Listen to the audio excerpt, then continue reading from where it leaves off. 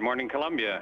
We, of course, were playing the Flight of the Bumblebee, and we thought it would be appropriate with all the pollination that Leonid has been doing over the past 14 days. And, of course, yesterday when we saw the Sprint Free Flyer in the payload bay, it reminded us of a bumblebee buzzing around above it. So we thought that was a good selection. Good morning.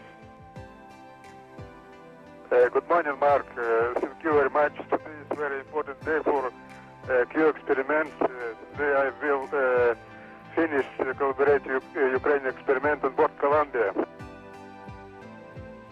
And we think you've done a great job so far, Leonid. Keep it up. One more day. Thank you very much. And you too. Colombia. Hello, Colombia. This is Prime Minister Gujral from India. Can you hear me? Yes, Mr. Gujral, I hear you loud and clear. How do you read me? Kalpana, we are proud of you. Each one of us in India is proud of us. Proud of a person like you who has done such a pioneering work. And particularly the women and youth of India take great deal of pride in seeing what you have done in the space. My hearty congratulations. Thank you, sir. Thank you very much. You know, when I think of you, I think what a long journey you have covered from Karnal to space, long distance. And therefore, when I talk to you, I feel I'm talking to a person who is representing India in the space now. My all good wishes to you.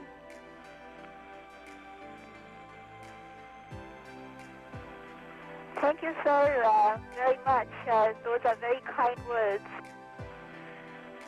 You know, Kalpana, I do not know if you remember, there is a saying by one of our poets who is very well known in the subcontinent, Iqbal.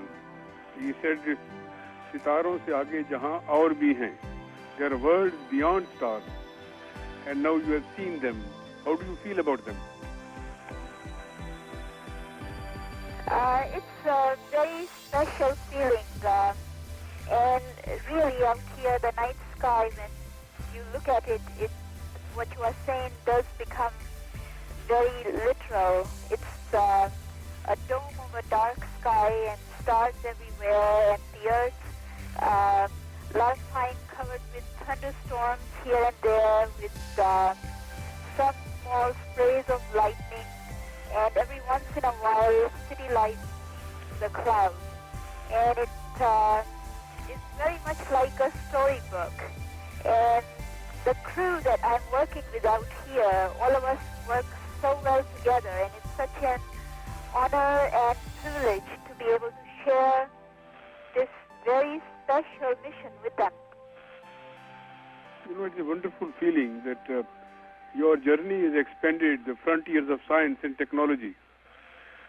And also at the same time, you have built another new and very formidable and a strong bridge between India and America.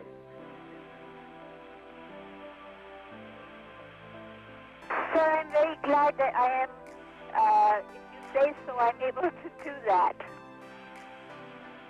And in orbit, Kalpana, how do you feel without weightlessness? Is it very difficult experience? As you can tell, right now we are doing a burn, and things are just moving all over. I was just moving things out of my way with my legs. Actually, it's not very difficult at all. You get very used to it very fast. To go from one place to another, you always end up telling yourself, take it easy, don't try to do very fast, because otherwise you are just tumbling all over. So gently is the way to go.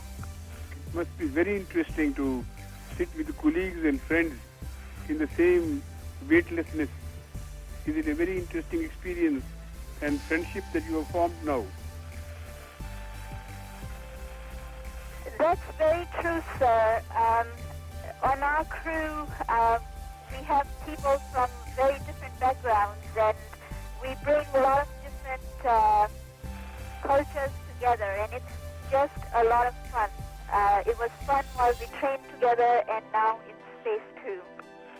I don't know if from your satellite you can see some other Indian satellites also, which are also in the space, projecting Indian television program to every home. And yes, sir, I am aware of that. Yes, but we are also, our scientists and our technologists are sharing the same experience of space. They have not gone themselves to space like you, but they have sent quite a few satellites. And yes, sir, yeah, I knew about that when I was going to school back in Karnal, or I should say in Chandigarh in India. And then also after I came here, I've been following that in the news out here. And I want to extract a promise from you that when you come back to the Earth, please come to India with all your friends in the satellite and also your whole family. Sir, the whole crew would love to come, and that would be an honor. You will be most welcome guest of the Indian people and the government. They all take so much pride in you and excited about you that when you come and meet them, they'll be extremely delighted, and you must come. So yes, we will surely come, and like I said, that's definitely an honor. And if I may just take a second, I'd like to introduce my crew members to you. And first of all, I'm going to bring the pilot on board. His name is Steve Lindsay, and Steve and I trained together in the class that I came in. Thank you very much, but also kindly convey my invitation to your fellow travelers who are in space with you, the captain and everybody else. For sure, sir. Please, and tell them that this is a very warm and hearty invitation to all of you. I will pass that on, sir. And Kalpana, you come originally, your family came from Karnal. And it was in that area where a famous poet Kalidas was there, who wrote that famous song about Swim of the Swan.